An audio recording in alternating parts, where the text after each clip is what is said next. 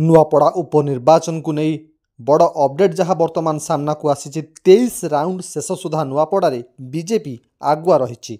BJP प्रार्थी जय ढोलकिया 1,12,587 खंड भोट हाते बेले कांग्रेस प्रार्थी घासीराम माझी 36,445 खंड भोट पाई द्वितीय स्थान में अच्छा।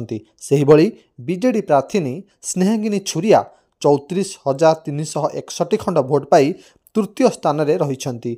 वर्तमान बड़ अपडेट जहां सामना को आसी नुआपड़ा उपनिर्वाचन को नहीं 23 राउंड शेष सुधा नुआपड़े बीजेपी आगुआ रही। बीजेपी प्रार्थी जय ढोलकिया 1,12,587 खंड भोट हाते बेले कांग्रेस प्रार्थी घासीराम माझी 36,445 खंड भोट पाई द्वितीय स्थान में अच्छा।